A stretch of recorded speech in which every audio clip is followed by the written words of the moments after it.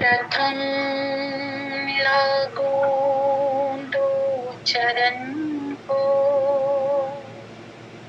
धनिये न छुड़ायो किन, लाख तले लालिया मेरे जीव के यही जीवन। इन पाँव तले पड़ी रहूं, धनी नजर खोलो बातों न, पलना वालो निर्गुण थे मेरे जीव के यही जीवन, मेरे जीव के यही जीवन। बोलिए श्री प्राणनाथ प्यारे की जय, बोलिए श्री सतगुरु जी महाराज की जय। प्रेम प्रणाम जी सब सुंदर साज जी के श्री चरणों में। प्राणाधार सुंदर साज जी, आज हम श्री परमहंस महाराज श्री युगल दास महाराज जी की प्रेम पाती से वो सीख लेना चाह रहे हैं, जिसको महाराज जी ने एक एक हरफ के माध्यम से बताया है कि ये एक एक हरफ क्या है सुंदर साज जी, परम धाम की तरफ जाने की एक एक सीढ़ी है, कि कैसे इनके बताए हुए नक्शे कदम पर अगर हम आत्म भाव से चलते हैं तो परम धाम युगल पिया हमसे एक क्षण के लिए भी दूर नहीं है। तो हरफों के माध्यम से हम जानते हैं कि महाराज जी हमें क्या निर्देश कर रहे हैं सुंदर साज जी। श्री राजी श्री श्यामा जी महारानी की जय। श्री सूरत सुहागिन को और दुल्हन आशिक को हादी माशूक की तरफ से प्रेम उपाय की जुगत तरकीब रोशन हो रही है। क्या बता रहे हैं महाराज जी कि मेरी परम धाम की आत्माओं, तुम कौन हो?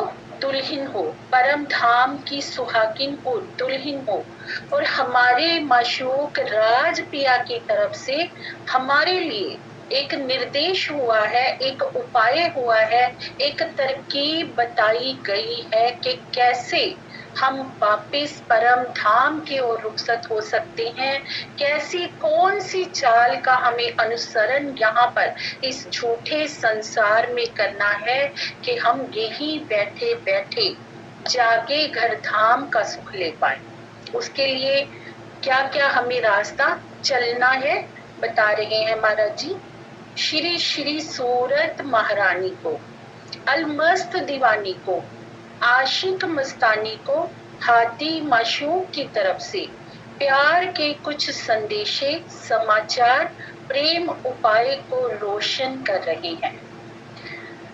कितने प्यारे भावों से ब्रह्म सृष्टि को यहाँ पे निमाजा गया है सुंदर साज जी। सूरत महारानी, अलमस्त दीवानी, जो धनी के प्रेम में हर घड़ी अलमस्त रहने वाली वो ब्रह्मात्मा, आशिक मस्तानी, जो अपनी लटकनी मटकनी मस्तानी चाल से धनी को इश्क से रिझाने वाली वो ब्रह्म सृष्टि, वो आशिक माशूका के लिए आशिक ने, हमारे राज पिया जी ने एक समाचार भेजा है, एक उपाय भेजा है, जिसे आगे जाहिर कर रहे हैं कि हेरी और दुल्हन दीवानी, वो सूरत महारानी, हम तुमसे 4 वेद और 4 कतेब और जितनी ब्रह्मांड के 14 भवन में ग्रंथ किताबें हैं उनका मगज सार कहते हैं। अभी सब वेदों में, सभी कतेब ग्रंथों में, सभी जितने ब्रह्मांड में ग्रंथ हैं, सब क्या बता रहे हैं सुंदर साज जी कि परमात्मा एक है।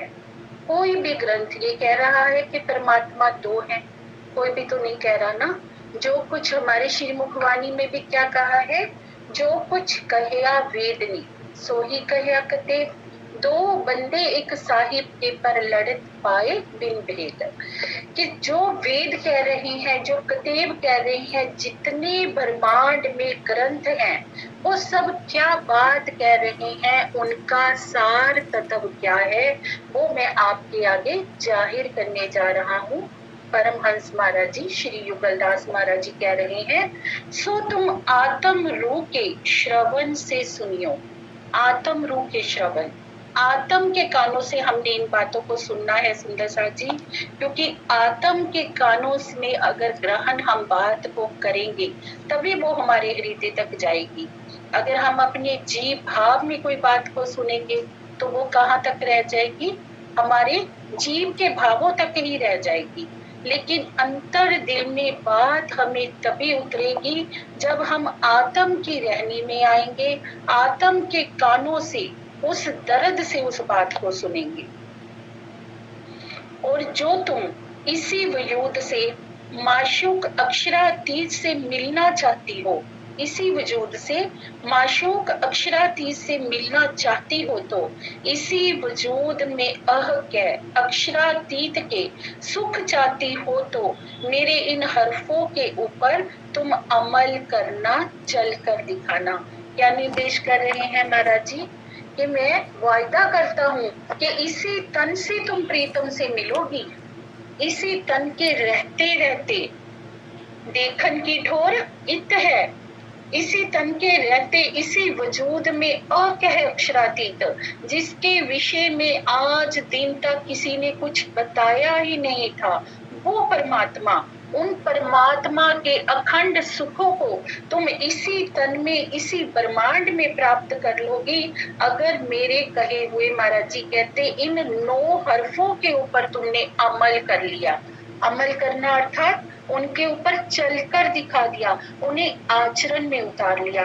एक तो सुंदर साथ जी हम बात को सुनते हैं ऊपर के कानों से, जिसके लिए कहा जाता है कि बात एक कान से सुनी और दूसरे कान से निकाल ली। एक सुनते हैं हम बात को आत्म भाव में दिल के कानों से, कि बात जो दिल में इस कदर ठहर जाए कि हमारी रहनी बन जाए, कहनी ना हो, कि जब बात रहनी बन जाएगी तो उसे कहते हैं चलकर दिखाना, हाथी के कदमों पर चलना। जो चाल हमें हाथी ने चलकर दिखाई उस पर हमें चलना। हाथी कौन होता है, हिदायत करने वाला। अब यहाँ पे परमहंस महाराज जी, श्री युगलदास जी हाथी बनकर ही हमें हिदायत कर रहे हैं। उन्होंने इन हरफों पर स्वयं को खरा सिद्ध किया है, उस मंजिल को पाया है। प्रत्येक परमहंस ने उस मंजिल को प्राप्त किया है, तो ही आगे हमें रास्ता दिखा रहे हैं, तो ही जमानतदार होकर हमें कह रहे हैं कि मैं हर एक बात का जमानतदार हूँ, कि तुम ऐसी चाल अगर मेरे परम धाम की आत्मा चलोगी तो निश्चित ही तुम्हें प्रीतम मिलेंगे, निश्चित ही यहाँ बैठे बैठे तुम परम धाम में जागृत हो जाओगी।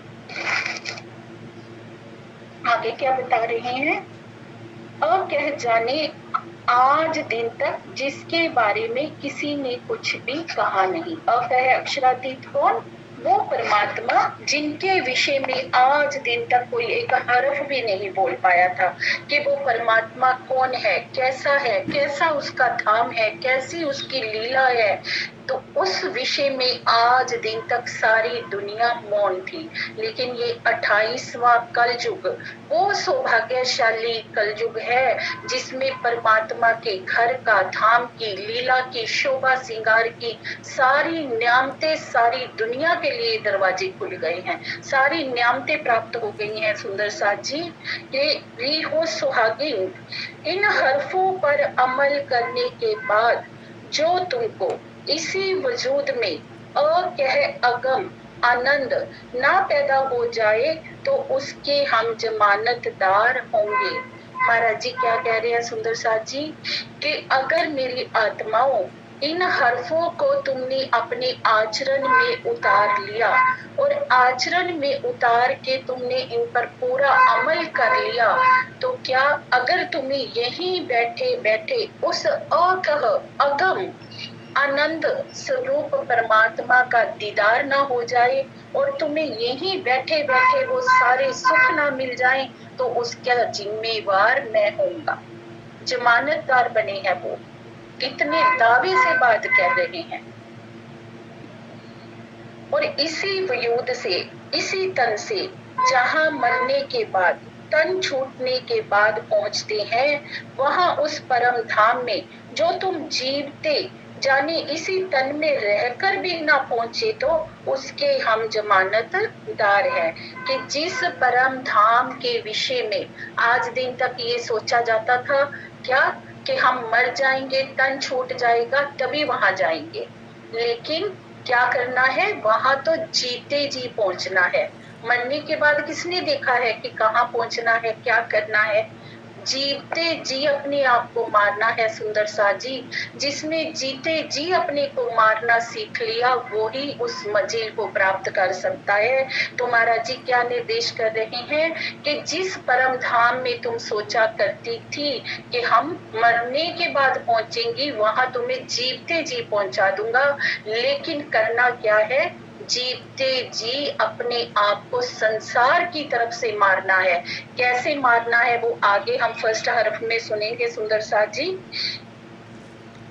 और इसी वजूद में बिना पढ़े और बिना सुने और बिना किसी की सोहबत करे और बिना कष्ट मेहनत करे, थोड़े ही समय में जो तुम्हें ब्रह्मांड का ज्ञान न खुल जाए और अगम निगम की शुद्ध जानकारी ना हो जाए, और जो काम लाख वर्षों की मेहनत से भी नहीं होता था, वही काम तुम्हारा बिना ही मेहनत के सरलता से हो जाए, उसके हम जमानतदार हैं। क्या कह रहे हैं महाराज जी कि इसके लिए, इस प्रेम की राह पर चलने के लिए जो वचन महाराज जी हमें बता रहे हैं, जो प्रेम की सीढ़ी पर वो हमें चढ़ाने जा रहे हैं, कि उसके लिए तुम्हें बहुत पढ़ने की भी जरूरत नहीं है। बिना पढ़े, बिना सुने, बिना किसी की सोहबत करे और बिना कष्ट मेहनत करे, थोड़े ही समय में ब्रह्मांड का रहस्य खुल जाएगा कि ये ब्रह्मांड है क्या, ये सच है या झूठ है। अगम निगम की शुद्ध हो जाएगी। जिस परमात्मा के विषय में आज दिन तक कोई जान नहीं पाया था, जिसको अगम निगम कहकर वर्णित कर दिया था, वो ब्रह्मांड की, वो परमात्मा की शुद्ध हो जाएगी। उस परमात्मा की जानकारी तुम्हें हो जाएगी, और जो काम लाख वर्षों की मेहनत से आज दिन तक कोई नहीं कर पाया था, वो कार्य तुम्हारे द्वारा हो जाएगा। आज दिन तक लाखों वर्षों की मेहनत से क्या कार्य था सुंदर सा जी, जो नहीं हो पाया था। ऋषि मुनि परमात्मा को पाने के लिए लाखों करोड़ों वर्षों से साधनाएं कर रहे हैं, पर आज दिन तक बिना ब्रह्मवाणी के कोई जान ही नहीं पाया कि परमात्मा कौन है, कैसा है, क्या स्वरूप है, क्या लीला है। ये स्वर्णिम अवसर अब पूरी दुनिया को प्राप्त हो गया है। किसके कारण से, ब्रह्म सृष्टियों के इस खेल में आ कारण से। ब्रह्म सृष्टियां इस खेल में आई तो परम धाम की सारी न्यामतें इस खेल में आई, तो सारी दुनिया के लिए वो दरवाजा खुल गया कि आज हर कोई श्रीमुख वाणी की शरण में आकर परमात्मा के विषय में जान सकता है, उनके धाम को, उनकी लीला को चितवनी के द्वारा देख सकता है। पर उसके लिए कौन सी सीढ़ी बताई गई है सुंदर सा जी, महाराज जी के द्वारा। और इसी तन में तुम खासल खास मोमिन ना हो जाओ, उनके हम जमानतदार हो जाएंगे।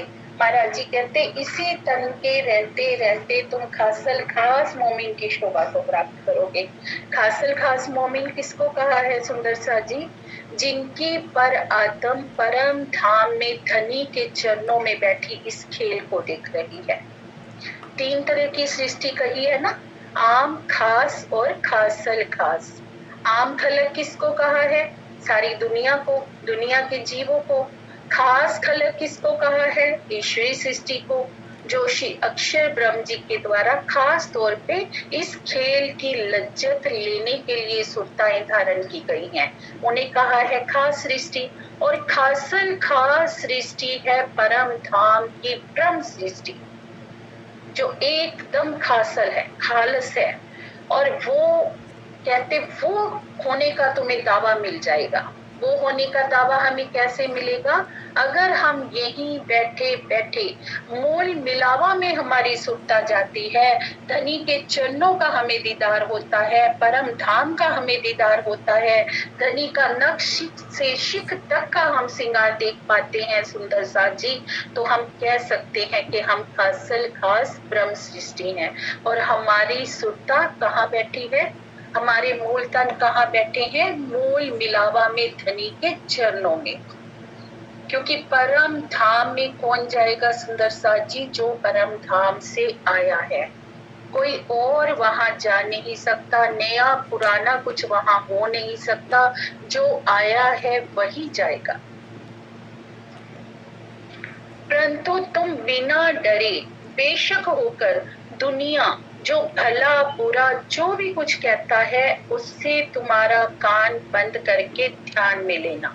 सबसे पहले क्या बता रहे हैं महाराज जी कि हमें कौन सी चाल चलनी है? दुनिया से परे होना है सुंदर सा जी, क्योंकि ये दुनिया क्या है? झूठ, नरक, दुख का घर। और इन झूठी बातों से, झूठे नातों से हमें परे होना है। क्या करना है? बिना डरे। महाराज जी कहते तुम्हें डरना भी नहीं है इसके लिए, निर्भय हो जाओ।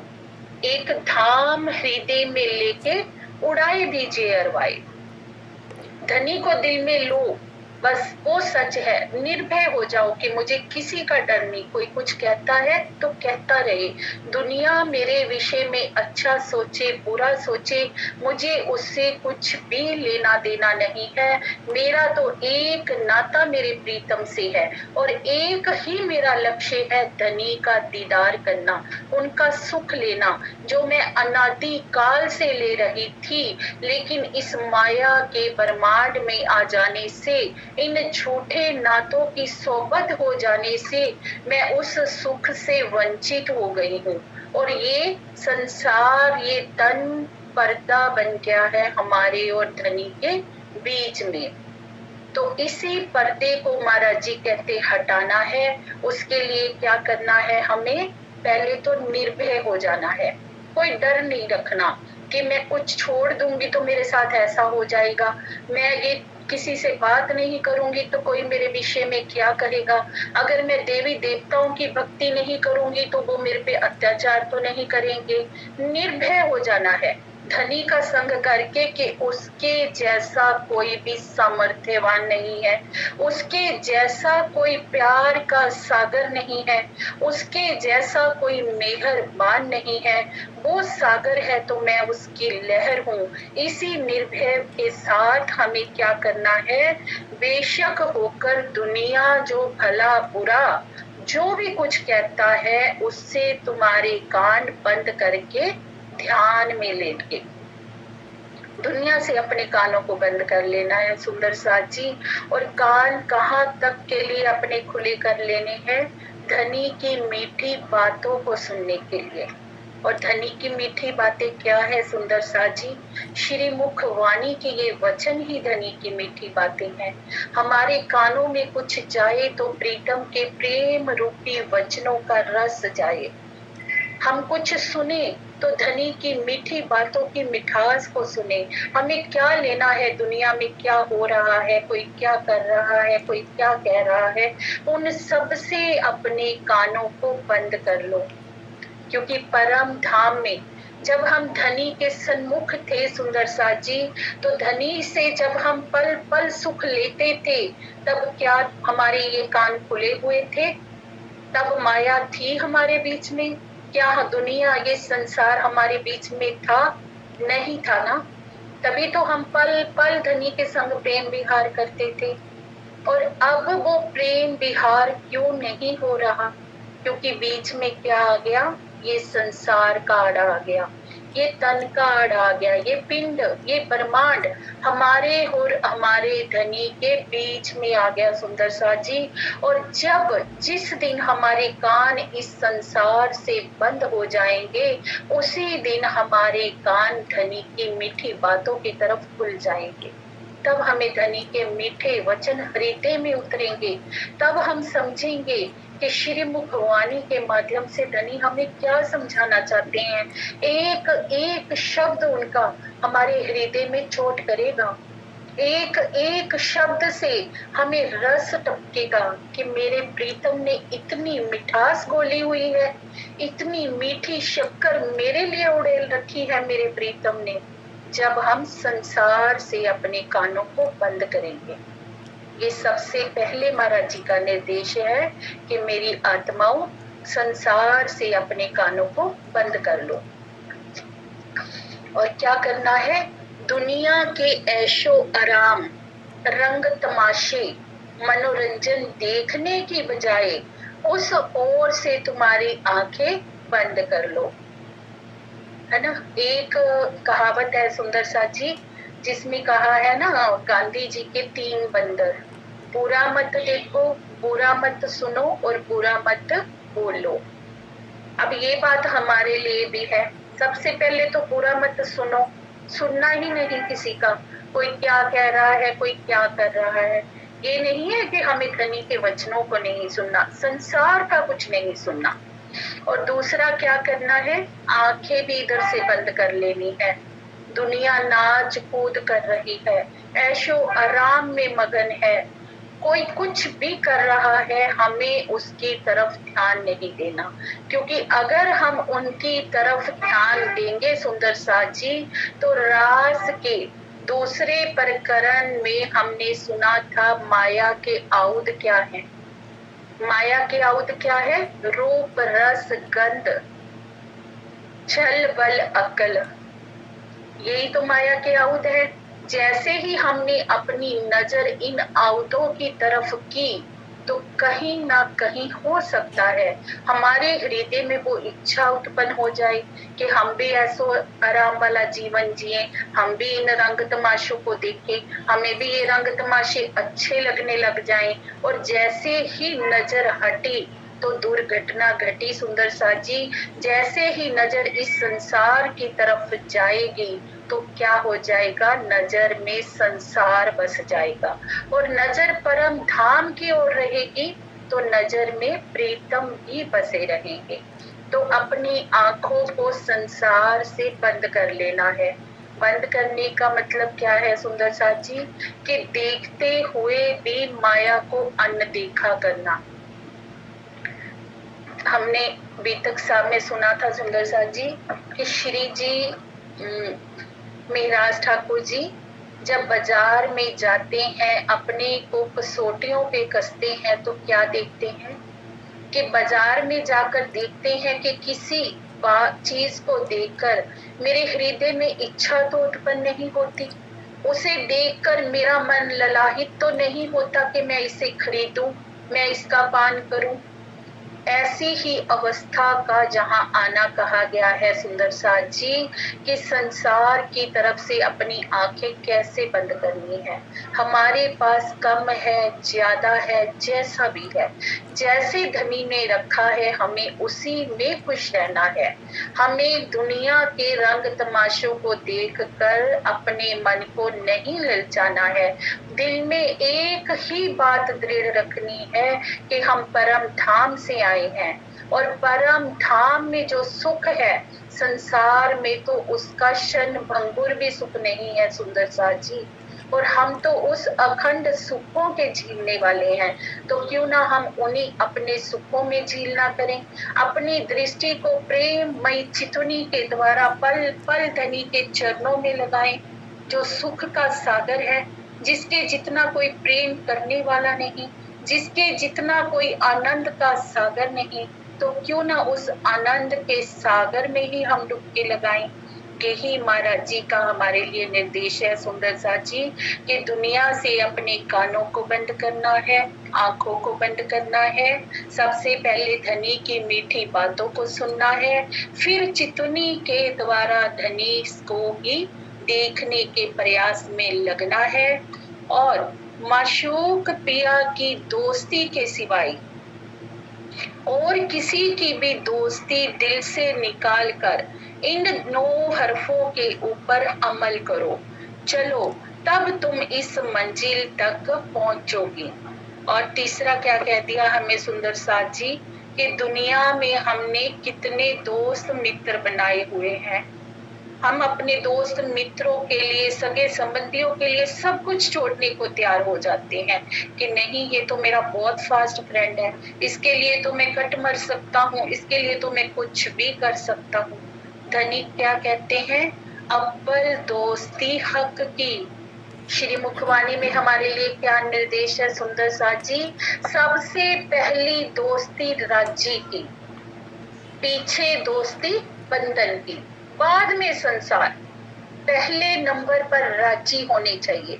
जिस दिन हमने पहले नंबर पर धनी को रखना सीख लिया, उस दिन हमें कोई परम धाम जाने से नहीं रोक सकता, उस दिन हमें कोई धनी का दीदार पाने से नहीं रोक सकता। जिस दिन ये बात हो गई सुंदर सा जी कि पहले नंबर पर हमारे दिल में हमारे राजी रहे, बाकी सब बाद में, खाना पीना भी बाद में, सबसे पहले उठूं तो क्या देखूं पिया, तेरा प्यारा सा मुखार बिंद देखूं। अगर तुझे नहीं देखा तो कुछ भी नहीं देखा। दुनिया का कुछ देख के मैं क्या करूंगी, पहले तो मुझे तुझे देखना है। तुम्हारे जैसा कोई मेरा मित्र नहीं है, बाकी सबसे मित्रता बाद में, सबका लालन पालन बाद में, सबसे पहले मुझे तेरे से मित्रता निभानी है। और पिया से मित्रता हमारी क्या है सुंदर सा जी, हमारा प्रेम संबंध है, जिसको हमने कभी ना भूलने का वायदा परम धाम में किया था। क्या कहा था हम आत्माओं ने, धनी सो बेर देखो अजमाए के, तमें ना भूले हम। पिया जी 100 बार अजमा लो, हम आपको नहीं भूल सकते। लेकिन क्या हुआ, जरा सी माया दिखाई और सब उल्टे पांव गिर गई सुंदर सा जी।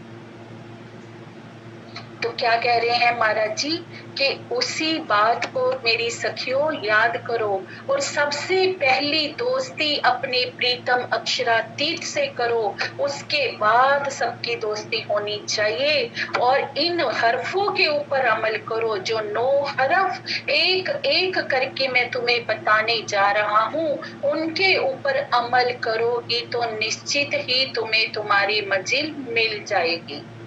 जैसे कोई राही होता है, रास्ता भटक जाता है सुंदर सा जी, तो किसी के द्वारा निर्देशन करते हुए उसे एक मैप दे दिया जाता है, एक नक्शा दे दिया जाता है कि इस नक्शे में बताए हुए रास्ते पर तुम चलते जाओ, और चलते जाओगे तो एक दिन तुम्हें तुम्हारी मंजिल अवश्य मिल जाएगी। ऐसे ही हमारी सुरता इस ब्रह्मांड में आकर भूल गई है। किसको, अपने आप को, अपने घर को, अपने संबंध को, अपने प्रीतम को, सभी बातों की स्मृति हम भूल चुके हैं। तो परमहंसों के रूप में पिया जी का आवेश स्वरूप ही आकर हमें रास्ता दिखा रहा है सुंदर सा जी कि मेरी आत्माओं तुम नींद से जागो, इन वचनों का अनुसरण करो, इस रास्ते पर चलो, क्योंकि इसी रास्ते पर चलकर हमने भी धनी को पाया है, हमने भी अपनी आत्मा को जागृत किया है। तो तुम भी ऐसा करोगे तो अवश्य ही तुम्हारी मंजिल मिल जाएगी।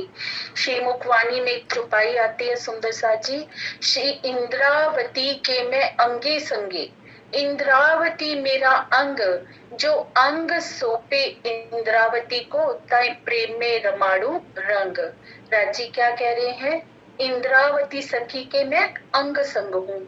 क्यों अंग संग हूँ, क्योंकि उन्होंने इन 9 हरफों पर चलकर दिखाया, उन्होंने वो चाल चलकर दिखाई सुंदर सा जी।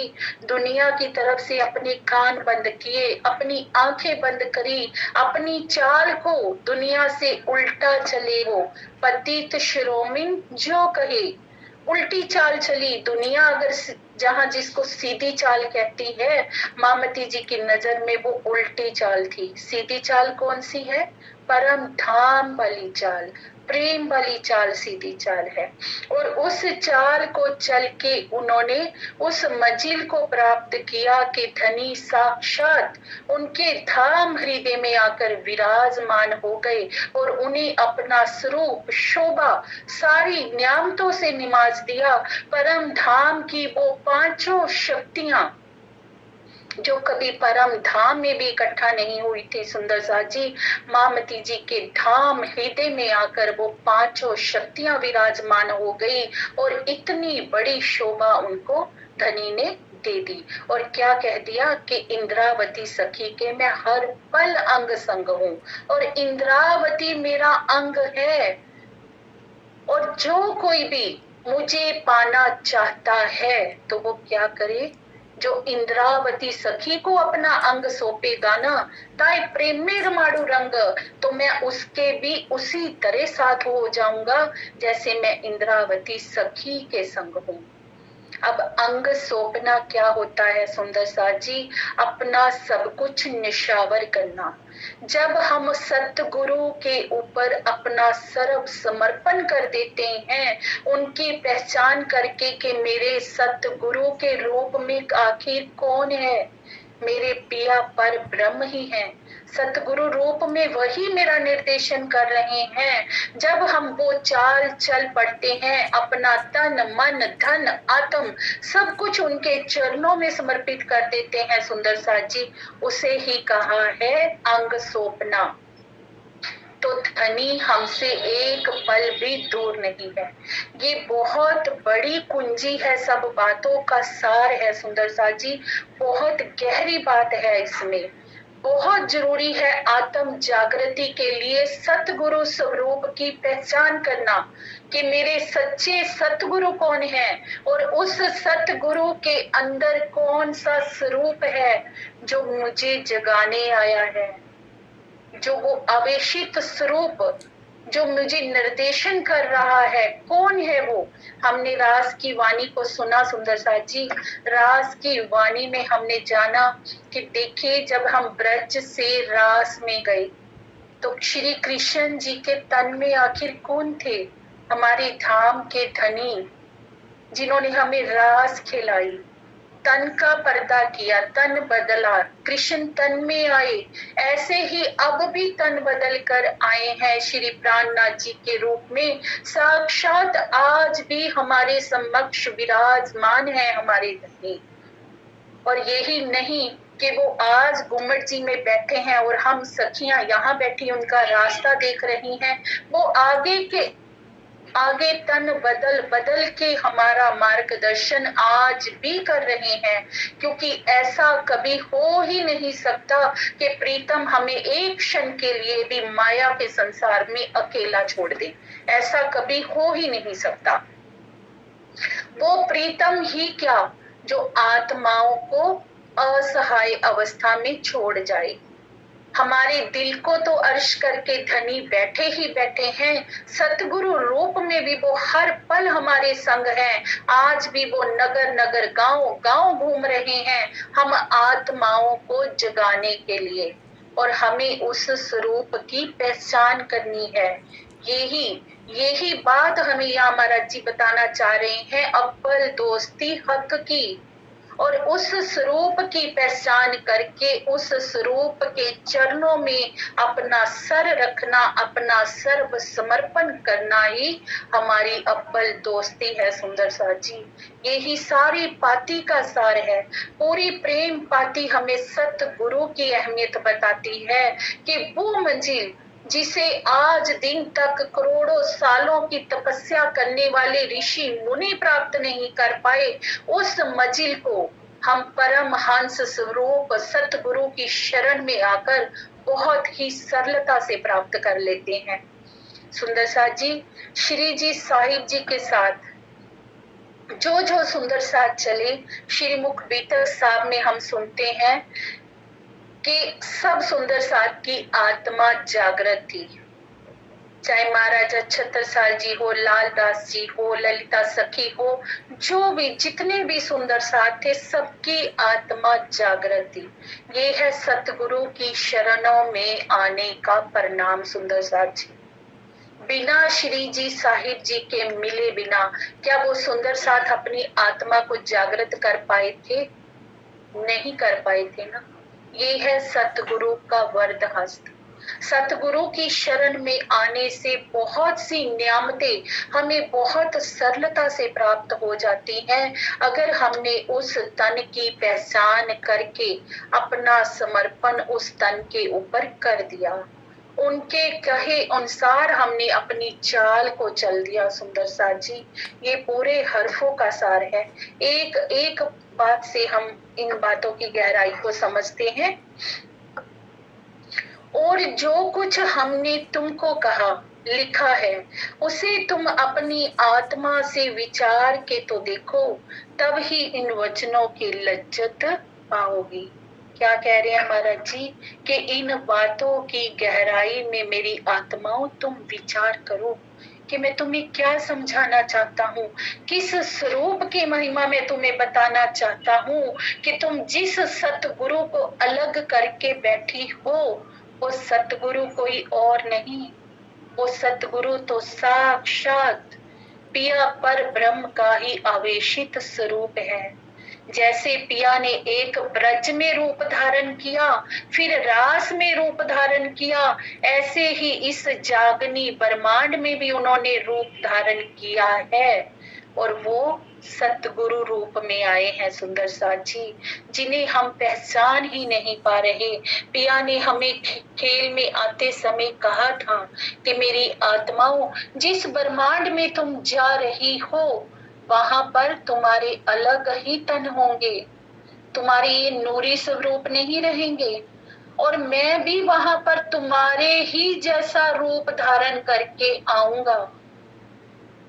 पर एक बात अगर तुम लोगों ने कर ली कि मेरे उस तन की, मेरे उस स्वरूप की अगर तुमने पहचान कर ली, तो तुम जीत जाओगी, तो तुम मेरी सच्ची दोस्त कहलाओगी।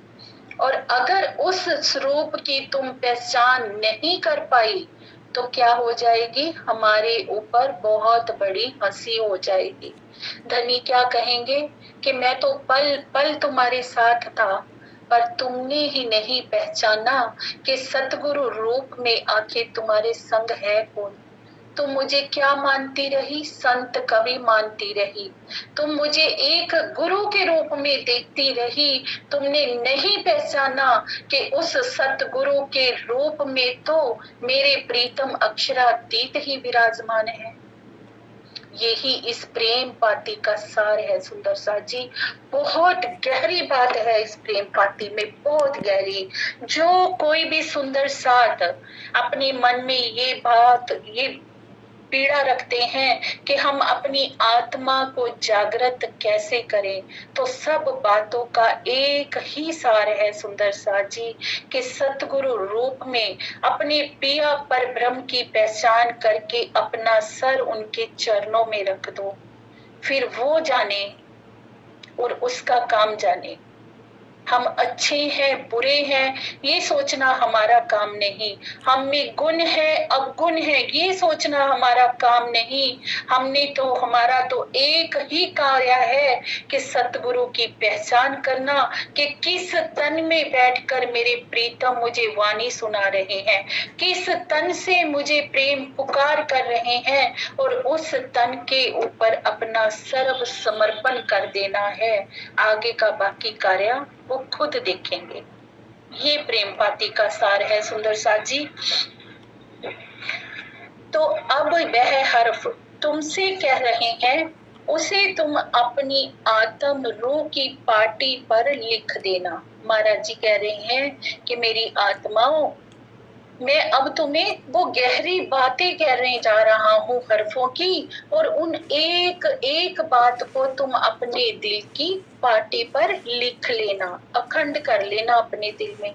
ये नहीं कि एक कान से सुना और दूसरे कान से निकाल दिया, उसे लिख लेना, छाप कर लेना अपने दिल में कि मुझे ऐसा ही करना है। और उन हर्फों को रात दिन 64 घड़ी एक पल के लिए भी मत भूलना। पल पल उन बातों का चिंतन करना कि आखिर मेरे प्रीतम मुझे क्या समझाना चाहते थे। युगलदास महाराज जी के रूप में भी हमें कौन निर्देशन कर रहा है? सुंदर साथ जी धाम के धनी ही निर्देशन कर रहे हैं। उनके अंदर बैठकर पिया पर ब्रह्म ही हमें रास्ता दिखा रहे हैं कि मेरी आत्माओं, तुम सबको भी कैसे युगलदास जी जैसा बनना है, कैसे तुम्हें परम धाम को देखना है, कैसे वापिस मेरे तक पहुंचना है, उसके लिए तुम्हें कौन सा रास्ता अपनाना है। क्योंकि यह हर्फ नहीं है, यह तो पूर्ण ब्रह्म को मिलने का दरवाजा है। ये कोई हर्फ नहीं है, ये कोई वचन नहीं है कि बहुत अच्छी दंत कथा है जिसे सुना दिया और सुनने वाले कहेंगे कि बहुत अच्छा बोला, लेकिन आचरण में उतारा नहीं। महाराज जी क्या कह रहे हैं कि जब तक तुम इन बातों को आचरण में नहीं उतारोगी तो खाली सुनने से भी कुछ भी होने वाला नहीं है। क्योंकि ये क्या है? तुम्हारा धाम तक जाने का दरवाजा है और उस दरवाजे को खोलने का कार्य करेंगे ये वचन, ये कुंजी है उस ताले को खोलने की। इन वचनों पर अगर हम चलेंगे तो परम धाम का दरवाजा हमारे लिए अपने आप खुल जाएगा। सुंदर सा जी जिसके लिए परिक्रमा ग्रंथ में धनी क्या कहते हैं? ना ताला ना कुंजी ना द्वार खोलना, समझाए दई सबो आप, दिल अपने में हक बसे, जो जानो त्यों करो मिलाप। कि मेरी परम धाम की आत्माओं, मेरे तक पहुंचने के लिए तुम्हें कोई लौकिक दरवाजा नहीं खोलना है, कोई कुंजी भी नहीं चाहिए उस ताले को खोलने के लिए। मैं तो तुम्हारे ही धाम हृदय में बैठा हूँ और जैसे चाहो मुझसे आकर मिलन करो। पर मिलन करने के लिए क्या कह दिया? ये वाली बातों को अपने जीवन में उतार लो, इन 9 हर्फों के ऊपर विचार कर लो, इन्हें इस तरह अपने जीवन में आत्मसात कर लो कि तुम्हारी रहनी इसी के इर्द गिर्द हो जाए। तब तुम्हारे लिए धाम का दरवाजा खुल जाएगा। और तन मन जीव का, आत्म का, आब हयाती का, जीवन का मूल है वो ये हर्फ है।